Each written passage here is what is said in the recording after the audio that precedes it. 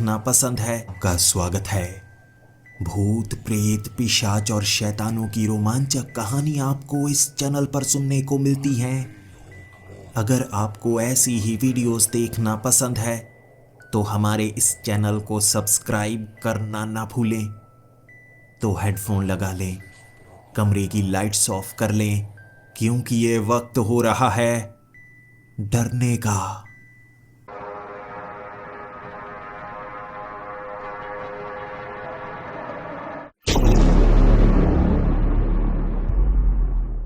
Hello दोस्तों, और मौजूद हूं मणिपुर में।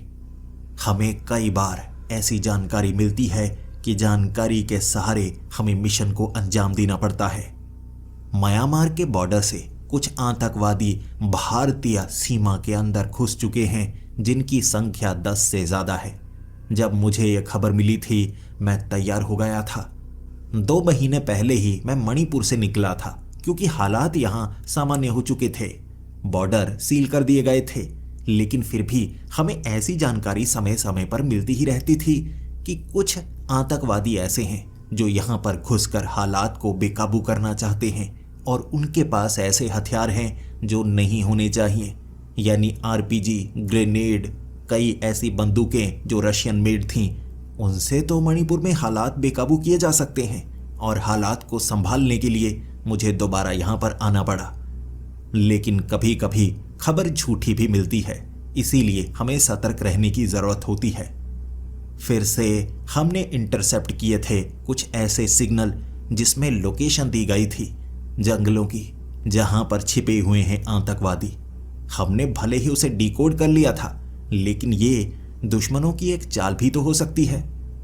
टीम को मुझे लीड करना था। मेरे पास 5 और सैनिक थे, लेकिन कभी कभी तो हम 5 लोग 50 लोगों पर भारी पड़ जाते हैं। लेकिन अगर सामने वालों ने जाल बिछाया हो, फिर आप क्या करेंगे? अगर आपको बुलाया गया हो तो? मैंने अपने सीनियर्स को कहा था, लेकिन उन्होंने कहा कि मिशन को अंजाम तो देना ही पड़ेगा। आसपास कुछ गांव हैं, कैजुअलिटीज बिल्कुल नहीं होनी चाहिए। हमें सिर्फ टेररिस्ट की जानकारी ढूंढ कर निकालनी है। हम 6 लोग जंगल के उसी रास्ते से उन गांवों की तरफ बढ़ रहे थे, लेकिन हमारे पास कुछ ऐसे हथियार थे जो बैग में हमने डाले हुए, और लोगों को हम पर शक होने लगा था। कुछ लोग ऐसे होते हैं जो रुपयों में बिक जाते हैं, और उन आतंकवादियों को हमारे वहां आने की जानकारी अगर मिल गई, वो तैयार भी तो हो सकते हैं। भले ही हमने कपड़े सामान्य पहने हुए थे, यानी कि सिविलियन कपड़ों में हम इस मिशन को अंजाम देना चाहते थे, लेकिन बड़े बड़े बैग टांगे कंधों पर हम सैनिकों की तरह ही लग रहे। हथियारों को तो ले जाना ही था। जंगल के घने इलाके में पहुंचने के बाद वक्त रात का हो चुका था, और हमें एक पेड़ के पास छिप कर रहना था, और कैमोफ्लेज करने में हम माहिर हैं। हमने एक खड्डा खोदा, पत्तियां इकट्ठी की और खड्डे के बीच छिप गए। ऊपर से पत्ते डाल लिए। रात हमने गुजार ली थी। जानवरों की आवाजें, पंछियों की आवाजों के सिवा हमें और कोई आवाज सुनाई नहीं दी। अब सिर्फ 20 किलोमीटर आगे बढ़ना था, और इस 20 किलोमीटर के अंदर अंदर ही उन आतंकवादियों का ठिकाना है, ये जानकारी हमें मिली थी। यहां पर हम वॉकी टॉकी का इस्तेमाल नहीं कर सकते, रेडियो सिग्नलिंग भी नहीं कर सकते, क्योंकि दुश्मनों को पता लग सकता है। उस जगह पहुंचने के बाद कुछ ऐसे टूटे फूटे टेंट मिले जो इस बात का सबूत दे रहे थे कि यहां पर कुछ समय पहले कोई ना कोई तो मौजूद था। लेकिन फिर भी छिपते छिपते हमने आगे वाले वो नए टेंट देखे, और ये साफ हो गया कोई ना कोई यहां पर रह रहा है। वो आतंकवादी भी हो सकते हैं, ऐसा भी हो सकता है कोई स्मगलर यहां पर आए हो, क्योंकि हम स्मगलरों पर इस तरह गोलीबारी नहीं कर सकते। आतंकवादी जो देश की सुरक्षा के लिए खतरा है, हमें सिर्फ उन पर ही गोली चलानी है, और उससे पहले पहचान भी तो करनी है। ऐसा ना हो आसपास के गांव वाले यहां पर रहना शुरू कर चुके हों, इसे नया गांव बनाना चाहते हों। इसीलिए उस सामान को एक पेड़ के नीचे छिपाकर छोटी पिस्टल गन हमने अपनी टांगों के बीच छिपाई हुई, और हम आगे बढ़ रहे। 6 लोग बिखर चुके थे, और हमें बस एक दूसरे को इशारा करना था कि हालात सामान्य है या कोई आतंकवादी यहां पर नजर आ रहा है। जैसे जैसे हमने खंगाला, छिपे, उस कैंप में 25 लोग थे। वहां 25 लोगों के पास हथियार भी और वो खतरनाक रशियन मेड हथियार थे। और इससे ये साफ हो गया, ये वो टेररिस्ट हैं जो सीमा पार करके यहाँ पर आए हैं, देश की सुरक्षा के लिए खतरा हैं और सिविलियंस को टारगेट करना चाहते हैं। यहाँ कई सिविलियंस गायब हो चुके हैं जो जंगल में लकड़ी काटने के लिए गए लेकिन वापस नहीं आए। हो सकता है उन पर किसी जानवर ने हमला किया हो या इन आतंकवादियों ने उनका अपहरण कर लिया हो या मार ही डाला हो। हमें अब यह साफ हो गया था कि उनके पास बंदूकें हैं। मेरी टीम चाहती थी कि हम पीछे जाएं, बड़े हथियारों का इस्तेमाल करें, लेकिन मैं उन्हें कहने लगा था अगर हम पीछे गए तो हो सकता है कोई ना कोई हमें देख ले, क्योंकि हम उस टेंट के अंदर तक घुस चुके थे, कैंप के कोने कोने को खंगाल चुके थे। 25 लोगों का हमने पता लगाया था और यहाँ पर बड़े बड़े कंटेनर्स भी छिपाए गए थे। उन कंटेनर्स में क्या होगा? मैंने अपने साथियों से पूछा था और इशारों इशारों में मुझे एक ही जानकारी मिली, हथियार ही होंगे और क्या हो सकता है। और मैंने उनकी बात मानी। फिर मेरे साथी कहने लगे थे कि हमें उन्हें भौचक्का करना होगा, जल्दी से गोलीबारी करनी होगी ताकि वो समझ ना पाए हो क्या रहा है। जिन जिन के पास हथियार हैं हम सीधा माथे पर गोली मारेंगे। ऐसे ही हम पिस्टल से वार करने लगे। पहले 6 आतंकवादियों को गिराना कोई मुश्किल काम नहीं था। हमारे पास चाकू थे, साइलेंसर लगी वो पिस्टल थी, बिल्कुल भी आवाज नहीं हुई और उन 6 को हमने ढेर कर लिया। बाकी 4 को ढेर करने में कुछ आवाज हुई और बाकी सतर्क हो गए। बाकी 5 को गिराने में थोड़ी मुश्किल हुई, लेकिन मेरे साथियों का निशाना पक्का है और पीछे से स्नाइपर राइफल वाला हमारा स्नाइपर बड़ा ही तगड़ा है। 20 लोगों को ढेर कर चुके थे और उसके बाद बस 4 बचे थे। एक शायद यहां कहां छिप गया होगा, लेकिन छिपा हुआ सबसे ज्यादा खतरनाक होता है, मैंने अपने साथियों को कहा था। 4 में से 2 को तो मैंने ही मौत के घाट उतार दिया। वो सरेंडर करना ही नहीं चाहते थे, बल्कि ग्रेनेड से हमला करने लगे। मेरे 2 साथी घायल हो चुके थे, लेकिन स्नाइपर ने उनमें से एक को मार गिराया। सिर्फ एक बचा था और बाकी दूसरा जो छिपा हुआ है। मैंने जैसे ही उस पर वार किया, उसने मुझ पर गोलियां चलानी शुरू कर दी। 2 गोलियां कंधे को छू कर निकल गई। मैं जख्मी नहीं हुआ था, किसी तरह से उसके माथे पर गोली चलाते ही मुझे लगा सब खत्म हो गया, ये मिशन पूरा हुआ। लेकिन तभी मेरे साथी ने कहा, वो देखिए सर, वो आखिरी टेररिस्ट। वो आखिरी टेररिस्ट एक 16 साल का बच्चा था। उसे भी आतंकवादियों ने अपने साथ रखा हुआ और मैंने अपनी पिस्टल को नीचे करके कहा, देखो बच्चे, तुम्हें हथियार उठाने की कोई जरूरत नहीं है, सरेंडर कर दो। मैं पूरी कोशिश करूंगा कि तुम्हें ज्यादा कोई नुकसान ना हो और तुम्हें सजा ना हो। देखो, अगर तुमने ये ग्रेनेड का इस्तेमाल किया उसके बाद तुम बचोगे नहीं और मैं नहीं चाहता कि तुम मरो। ग्रेनेड को नीचे रख दो, चुपचाप आगे की तरफ आओ और मेरी टीम बंदूकें नीचे कर लेगी, तुम पर कोई गोली नहीं चलाएगा। बच्चे आगे आ जाओ, बच्चे आगे आ जाओ, देखो कोई गलती मत करना। उसने गलती की। उसके एक हाथ में ग्रेनेड था, दूसरा हाथ उसने पीछे किया हुआ। वो ट्रेंड था धोखा देने में। उसे लगा होगा कि एक तो वो मार गिराएगा। जैसे ही पिछले हाथ से पिस्टल निकालकर उसने सीधा मेरी तरफ तान दी। मेरा दिमाग तेज था। वो पिस्टल वाला हाथ, उससे इतनी दूरी पर निशाना नहीं लगेगा, लेकिन मैं तो अपनी पिस्टल से वो निशाना लगा ही सकता हूं। मैं उसे मारना नहीं चाहता था। मैंने सीधा उसकी कलाई पर निशाना लगाया और जिस हाथ में उसके ग्रेनेड था वो ग्रेनेड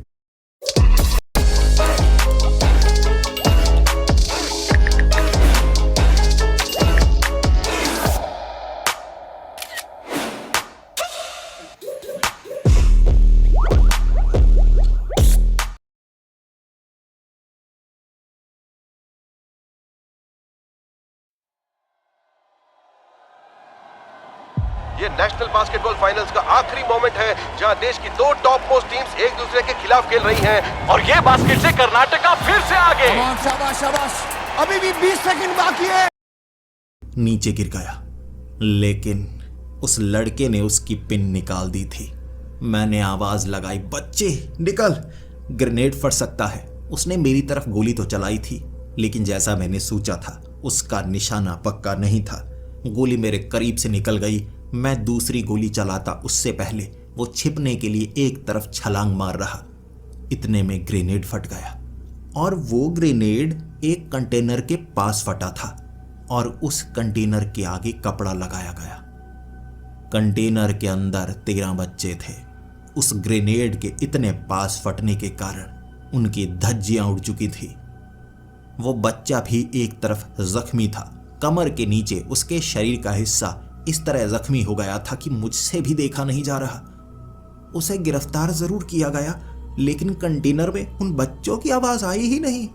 या बच्चे भी मौजूद हैं हमें पता ही नहीं था। और उस बच्चे को बचाने की कोशिश भी तो मैंने की थी। उसने पिन निकाल दी।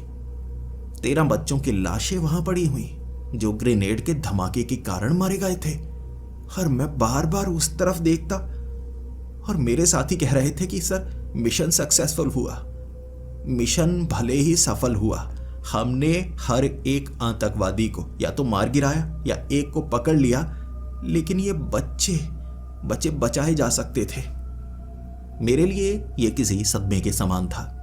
भले ही वापस आने के बाद सब मेरी तारीफें कर रहे थे, लेकिन मुझे मेरी काबिलियत पर शक होने लगा था। मैं कैसे समझ नहीं पाया कि कंटेनर में बच्चे हो सकते हैं। सब ने कहा हथियार होंगे, लेकिन आवाज भी नहीं आई और मुझे भी लगा कि हथियार ही हो सकते हैं। और धमाके के कारण वो मारे गए। उनके मुंह पर पट्टी बांधी गई थी, बाजुएं बांधी गई थी। उन्हें स्मगल किया जाना था, लेकिन ये एक बहुत बड़ी गलती थी। मैं इस गलती से उबर ही नहीं पा रहा था। और जब उन बच्चों की लाशों के पास हम देख रहे थे, मुझे एक घड़ी मिली थी। शायद एक बच्चे ने उस घड़ी को पकड़ रखा होगा। बड़ी अजीब पुरानी सी घड़ी थी, टूटी सी।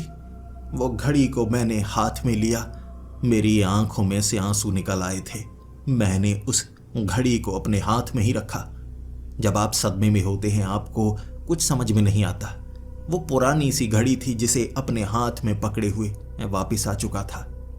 मैं अपने कपड़ों के साथ उस घड़ी को भी टेबल पर रखते हुए आईने में 2 बार अपने सर को मारकर खुद को दोषी मान रहा था। मुझे उसकी कलाई पर गोली नहीं चलानी चाहिए थी, मुझे उसके सर पर गोली चलानी चाहिए थी, लेकिन मैं उस बच्चे को भी तो मारना नहीं चाहता था। उसने पिन निकाल दी थी। अगर मैं माथे पर गोली मारता तो वो बच्चा मारा जाता, लेकिन बाकी बच्चे बच जाते। लेकिन क्या मैं गलत था या हालात गलत थे? मैं समझ ही नहीं पाया। यह एक सदमा ही था। मुझे वहां पर लगभग 20 दिन और रहना था, लेकिन कुछ दिनों में मेरे हालात बदतर से बदतर होने लगे। मुझे भयानक सपने आने लगे। हर बार मैं उसी स्थिति पर पहुंच जाता। कभी मैं बच्चे के सर पर गोली मारता तो किसी को मारा है, हर कोई मुझे यह कहता तुम कातिल हो। और जब मैं बच्चे की कलाई पर गोली मारता तो बाकी बच्चे मर जाते। तब भी सपने में सब कहते तुम कातिल हो। मैं गोली नहीं मारता तो मेरे माथे पर गोली लगती और मेरी लाश के सामने सब हंसकर कहते कायर था, बच्चे से गोली खा गया। हर तरफ मैं फंसा हुआ। मुझे इतने भयानक सपने कभी नहीं आए और मुझे लगने लगा था मैं ये काम नहीं कर सकता। अपना सामान समेटकर मैं बस निकलना चाहता था। मेरे सीनियर्स कह रहे कभी कभी हालात बेकाबू हो जाते हैं, हमारे हाथ में कुछ नहीं रहता। लेकिन मैंने उन्हें कहा वो सब कुछ ठीक है, लेकिन ऐसे समय नहीं निकल सकता। मैं जिंदा नहीं बचूंगा, मैं पागल हो जाऊंगा। मुझे कुछ समय अकेले रहना है। इसीलिए सेना से दूर आ गया मैं वापस अपने घर अकेलेपन में। लेकिन जो कपड़े मैं पैक करके लेके आया था उसमें से जब वो घड़ी निकलकर सीधा मेरे पैरों में गिरी, उस घड़ी को देखकर आंखों में आंसू आए जा रहे थे। ये मेरे साथ कैसे आ गई? गलती से मैंने इस घड़ी को पकड़ लिया। मुझे ये घड़ी वहीं पर दे देनी चाहिए थी। शायद वो बच्चों के घर वालों को किसी को पता होगा ये घड़ी किसकी है, लेकिन मैं वापस नहीं जाऊंगा। कोई साथी मेरा अगर यहाँ पर आया तो मैं उसे इस घटना के बारे में बता दूंगा कि मैं सदमे में था, इसीलिए घड़ी अपने साथ ले आया। टेबल पर रखी वो घड़ी ऐसा लग रहा था जैसे जिंदा हो, मेरी तरफ देखे जा रही थी। एक निर्जीव चीज, मुझे उससे डर लग रहा था। मुझे लग रहा वो घड़ी मुझे कह रही है तुम्हारा समय खराब नहीं है, तुम खराब थे, ये तुम्हारी गलती है, तुम कातिल हो। 13 बच्चों को मारा तुमने और एक को अपाहिज कर दिया। लेकिन मैं कैसे जवाब दूं एक निर्जीव घड़ी को? उस रात मैंने बहुत ज्यादा शराब पी थी और उस घड़ी से बातें करता रहा। पागल था मैं, घड़ी से कौन बातें करता है। मैंने की थी, मैंने उस घड़ी से बातें की थी। उस रात मैं टेबल पर ही सो गया था। अगली सुबह जब मेरी नींद खुली, मैंने अपना टेबल देखा। उस टेबल के ऊपर कुछ नहीं था। वो टेबल तो साधारण ही, जैसे मेरे कपड़े कहीं गायब हो गए हों। मैंने इधर उधर अपने कपड़े, अपना बैग खंगालने की कोशिश की, लेकिन मेरा बैग वहां पर मौजूद नहीं था। और उसके बाद मुझे मेरे एक साथी का फोन आया। सुबह सुबह, तुम कहाँ चले गए?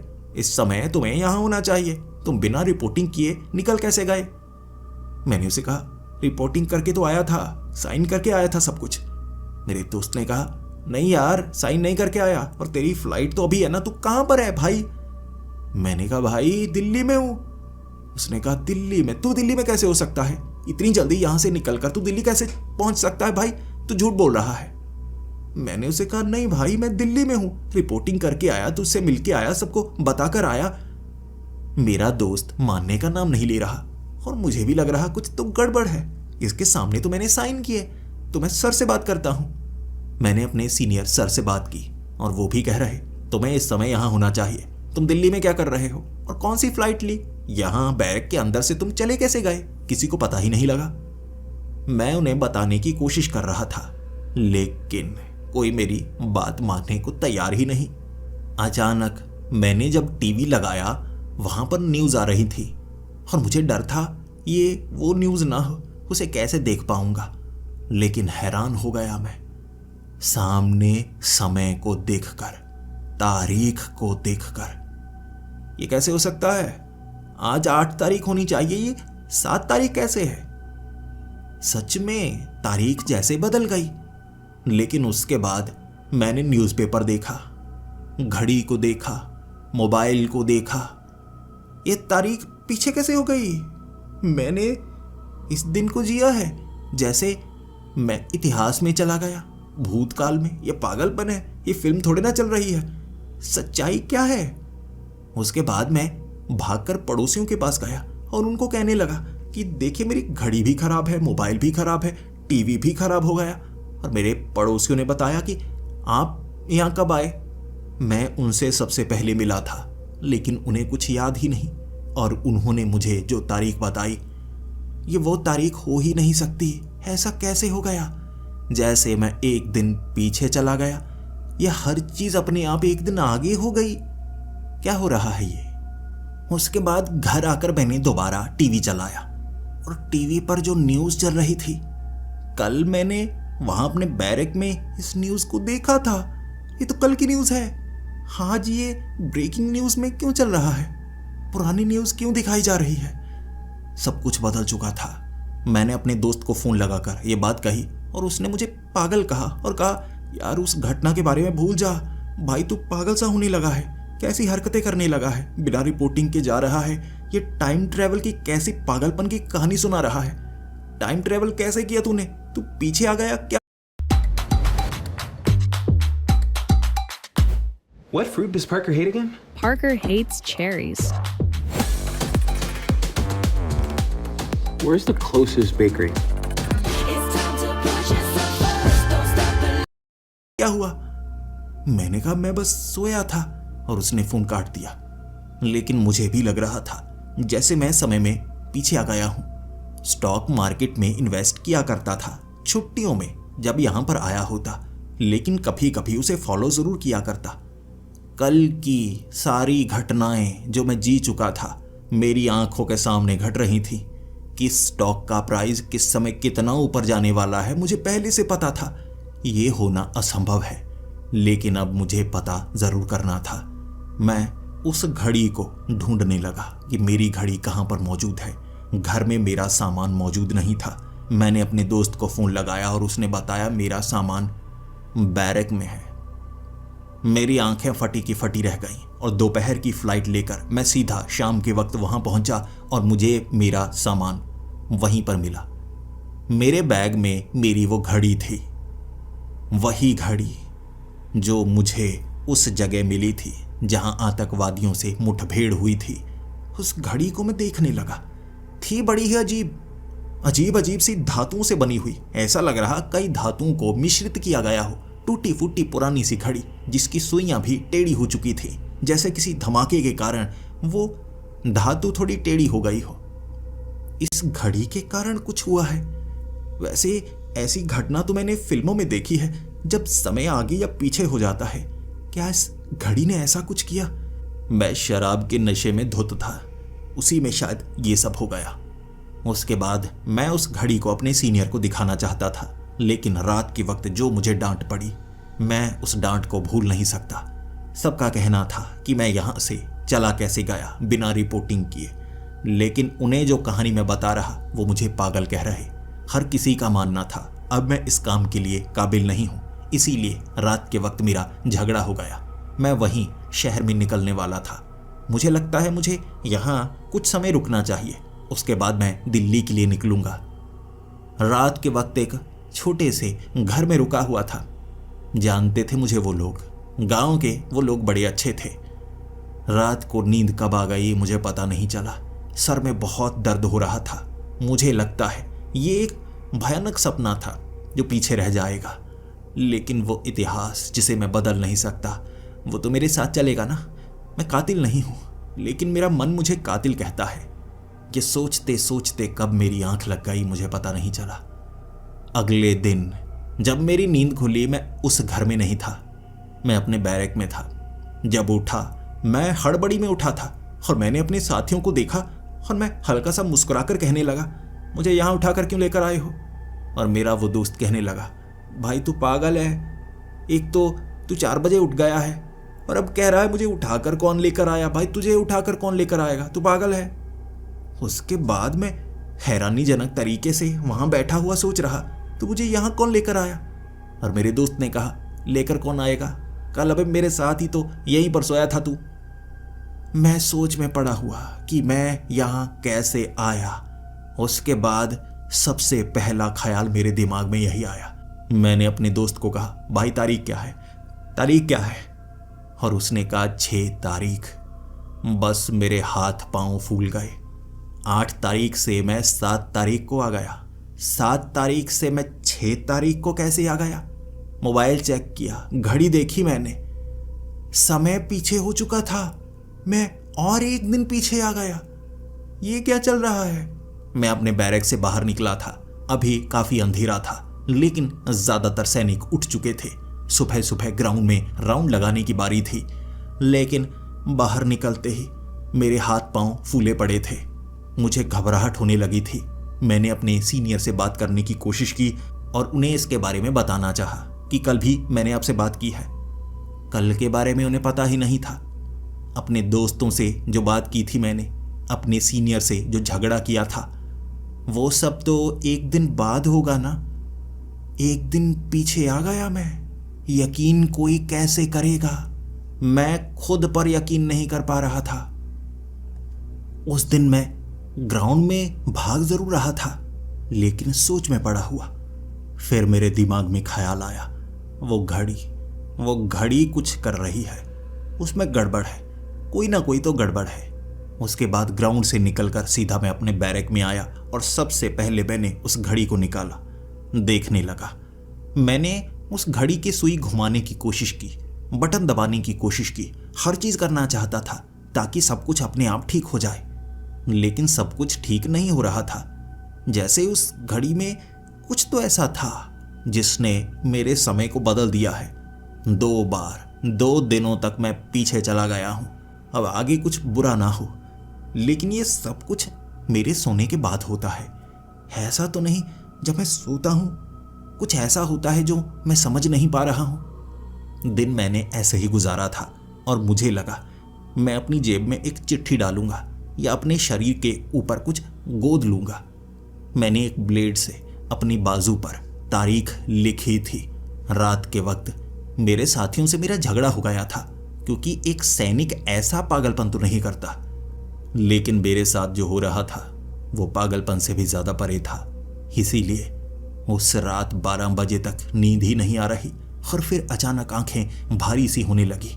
मैंने उस घड़ी को अपनी कलाई पर पहना हुआ था और फिर जब मेरी आंख लगी मैं 5 बजे उठा था। 5 बजे उठते ही मेरे साथी जो पहले से तैयार हो रहे मुझे उठाने की कोशिश कर रहे, लेकिन फिर जब मैंने अपनी कलाई को देखा, घड़ी कलाई पर नहीं थी, ना ही जो मैंने ब्लेड से अपनी बाजू पर लिखा था वो मौजूद। मैंने अपने दोस्त को कहा, मैं पागल तो नहीं हो रहा? मैंने ब्लेड से यहाँ लिखा था, तुझे याद है कुछ?